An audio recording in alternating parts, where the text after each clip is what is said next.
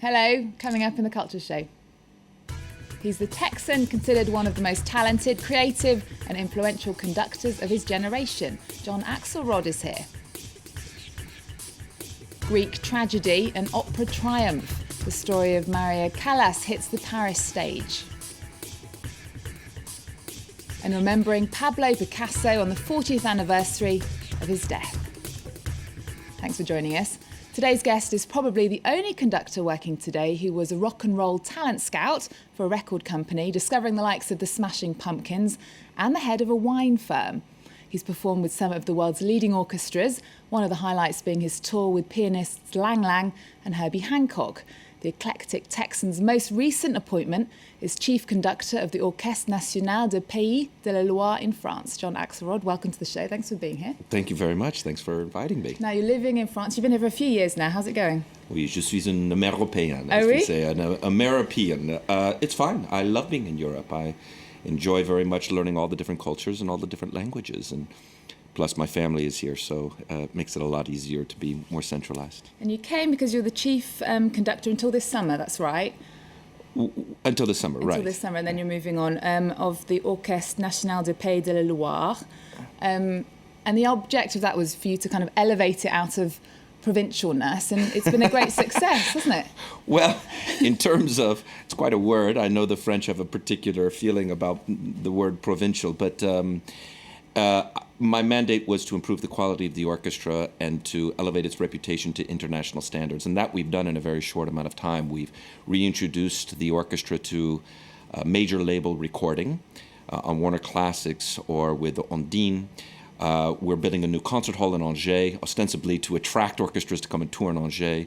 We have hired 2 new concertmasters, super soloists, they say in French, concertmasters for the orchestra. We have a lot of international media attention, plus the largest number of subscribers of any orchestra in France. So one can say, on paper, it has been an unqualified success. Yeah. So I'm very happy about that. And I am also the principal conductor of the Orchestra Sinfonica di Milano in Italy, called La Verdi, and I'll be concentrating my activities there in the future. Okay, I want to go back in time, though, a little bit. You've had quite an interesting path. I was reading up about you before the show, and you started with a bizarre poolside meeting with the conductor Leonard Bernstein. Tell us a little bit more about that. I was a lucky boy studying in Houston, where he premiered his final opera, Quiet Place. And I had the unique opportunity to meet him in a unique situation. Anyway, I played the piano for him, and I suppose he just appreciated my talent, or maybe he thought I was cute. I have no idea. And he invited me to study with him. And so for 3 months while he was in Houston, I had the chance to have almost like conservatory-like training with one of the greatest musicians who's ever lived.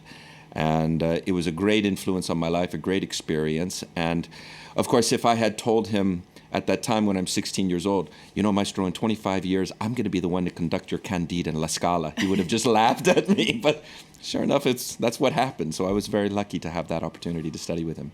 But we've missed out another chapter that I want to talk about, because you didn't go straight from that onto being a conductor. You had a little detour. You became a music scout. Yeah, well, you know, I've always been a popular musician. In fact, one of the questions I asked Bernstein when I studied with him was, should I be a classical musician or should I be a rock musician?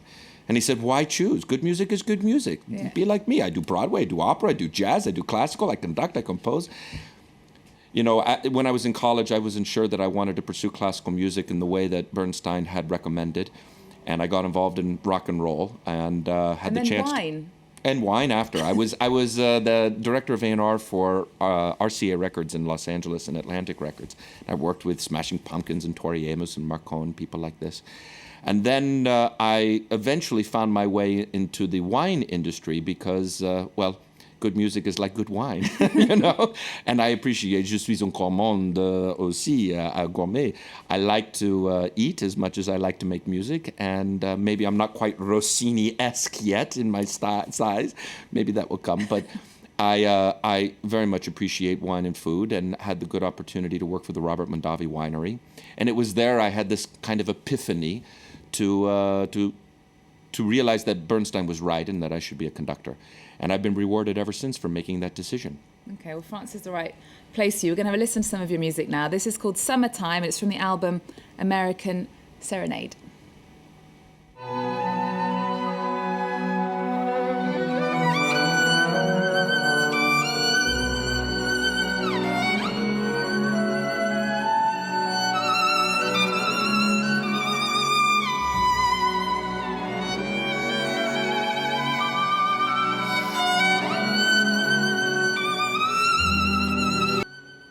John. That brings us to the end of the interview. Thank you so much for joining us. You've got some concerts coming up in Nantes. Just tell us quickly about those. I do. This week we are doing a program called Faust with Brahms' First Symphony, Liszt Piano Concerto with Denis Kuzhukin, and Wagner's Faust Overture, celebrating the Wagner anniversary this year.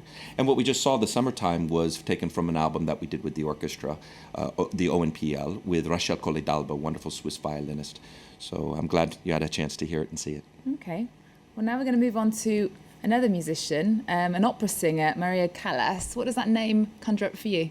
It's my daughter's favorite vocalist. Really? Yeah, and I love the play Masterclass. So, Callas is a transformative and important heroine in the world of classical music, and she'll always be one of these icons for everyone in the future. Sure, and there are a few lives more remarkable than the one lived by the opera singer Maria Callas. A new play in Paris explores her abusive mother, her obsession with Aristotle and Onassis, losing her voice, and her sudden death here in Paris in 1977.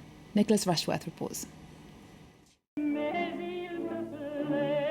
Maria Callas was born in America to Greek parents and was hailed as La Divina, the diva assoluta. She spent her last years largely living in Paris, where she died. The play exploring her life is called Maria Callas's True Story. Fascinating because while she achieved extraordinary fame, Callas managed to keep much of her private life secret, though the weight problem and her temper were known. Jean-Yves Rogal, who wrote the play, describes her life as a tragicomedy. The play isn't a farce or anything like that, but it does get laughs. And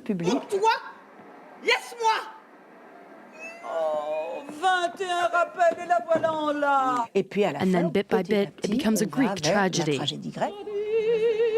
A Greek tragedy because Callas fell for her compatriot, the shipping tycoon Aristotle Onassis.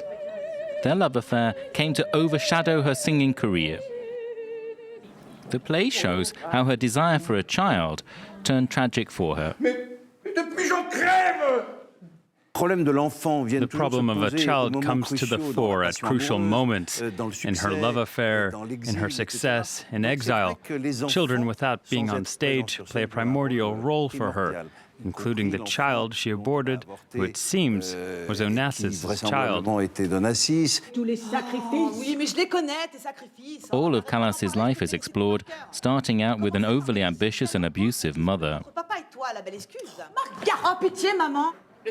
The lead role is played by two actresses, Maria Young and Maria Old. The journey told includes dramas only outdone by the roles she played. Callas died in 1977 in Paris of a heart attack, aged 53.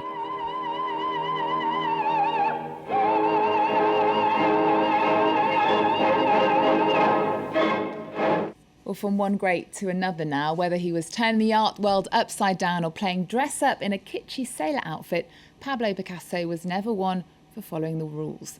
This week marks the 40th anniversary of his death. Let's head to the south of France now, where the Spanish artist spent his later years. Joseph Tandy reports. The sun-drenched southern town of Vallauris, a picturesque setting where one of the world's best-loved painters spent some of his happiest days. Seen here with his children Claude and Paloma, Picasso was known as the master by locals. Ceramicist Yvan Enregia worked with Picasso for 2 decades. He recalls a man of extraordinary charisma. He had eyes of fire. All the women fell for that guy. He had a real strength. He wasn't big, but he was strong. In love with life, full of energy, at the age of 70, Picasso produced his largest ever painting, War and Peace, in this chapel in Vallauris.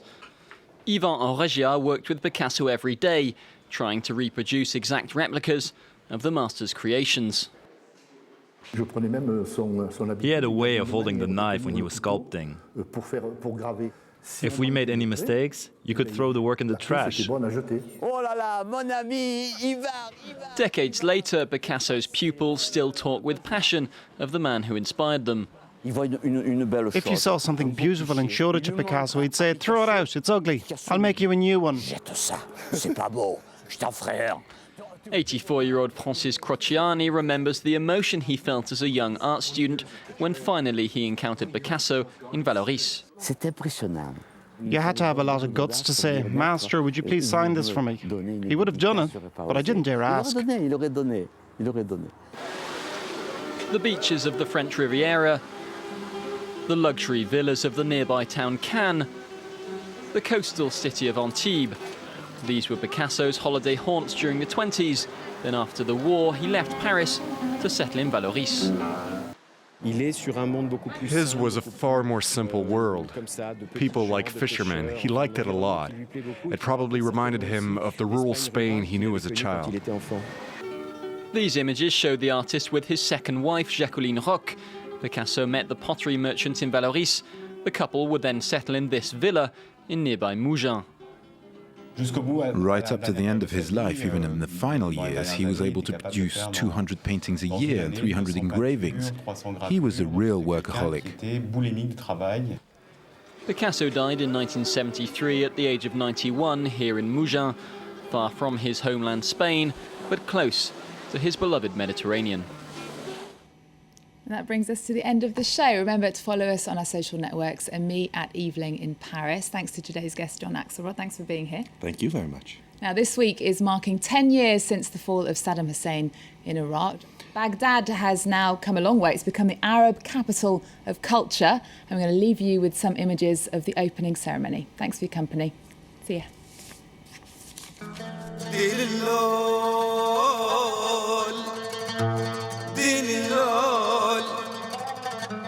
غالي الوطن يما ودين اللون تفرج يبا شمارات الطول